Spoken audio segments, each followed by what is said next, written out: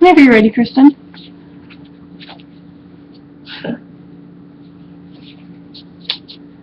So I start by saying the Commenton informative. And your name, Okay. except for backwards. Name, Commenton informative. Mm. Gotcha. My name is Kristen Hutchins. This is Commenton Public Speaking, and this is my informative speech. I'm sure many of you have seen or heard about some of the traditional movies that portray cheerleading, such as the Bring It On series or Fire Battle. This is a dramatic and humorous light to the sport or the athletic activity called cheerleading. And if many of you don't know much about cheer, this is the only source of information you have. Cheer today has evolved into a large athletic industry across the nation and has taken on several forms. There's high school, collegiate, and competitive cheerleading that are the three main nationally recognized subtypes of cheerleading. When I mention cheer, many of you probably think back to your high school years and football Friday nights. This is high school cheerleading. High school has a large time commitment, includes sideline cheering, and they usually don't as commonly compete. For the time commitment, they usually practice about 2 times a week. There's football games every single Friday night, and there's basketball. Usually they do both men's and women's games. Sometimes they have a JV and a varsity team that split the games between JV men's basketball and women's men's basketball. Varsity, sorry.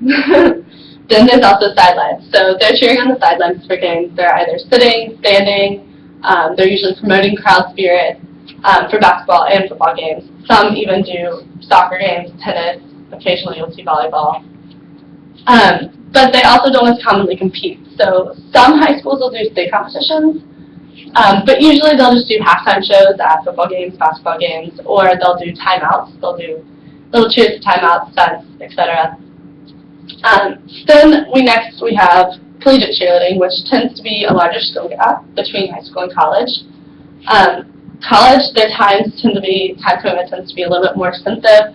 They have a bigger sideline difference, and they compete usually once or twice. So for time commitment for college, they practice about 3 to 4 times a week, and they have workouts twice a week, and that doesn't include the games that they'll have twice a week. They tend to have longer seasons of games because the longer seasons for collegiate basketball tend to go on much longer. They have tournaments like NCAA tournaments, the ACC tournaments. For football, you'll have bowl games. And then also time commitment-wise, you have traveling. So for football games, when they travel away, you'll be gone all weekend for an away football game, or for even a basketball tournament. For college, they also do sidelines, so they're a bit higher skilled, so pull more skilled stunts, tumbling, etc. And college cheerleading tends to include male cheerleaders. In 1898, a med student named Johnny Campbell was the first to pick up a megaphone and rally the team.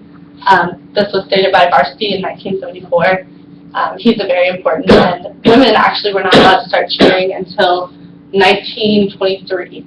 So it was a big time difference between male cheerleaders and women, and interesting to find that men actually started that. College cheerleading, they usually compete once or twice.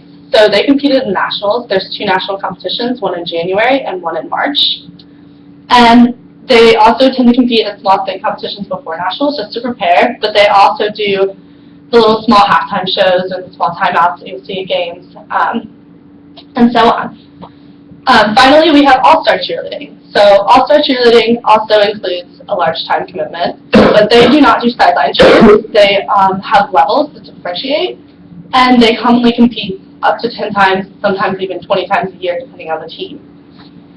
So for time commitment, they practice about 3 to 4 times a week. They have tumbling lessons, they have stunting lessons, and then they have the time when they practice their routines for competing. They also have a longer season, so competition season starts in about August. You'll start competing in October, and you usually aren't finished till April, so you usually have 1 or 2 months off between seasons. You also have traveling with them as well. So when you travel to a state competition or even a national, sometimes it can range all weekend to being a week-long activity, just depending on how big the competition is. There's also levels. So you have the younger levels that do age groups. So you have like a mini, a youth, a junior, a senior. And then you have open, which is from 16 and up, all the way through the adults. And then you also have levels that differentiate on skill. So you'll have skill levels that range from 1 to 6, between 1 being the most basic skills to 6 being some of the most difficult skills that I've ever seen. And And finally, competition teams, they compete about 10 times a year. So they have national competitions, regional, state. Nationals are in Myrtle Beach, Atlanta, Georgia, Texas, Florida, California. So you're going all over the country, to be honest, for those type of competitions. There's also state competitions for them, and so on. So cheerleading is very interesting, and it has the three main types as listed: high school, collegiate level cheerleading, and competition cheerleading. As Jeff Webb said, they are promoters, they are key for marketing, and they are what we call community patriotism or school spirit. Thank you.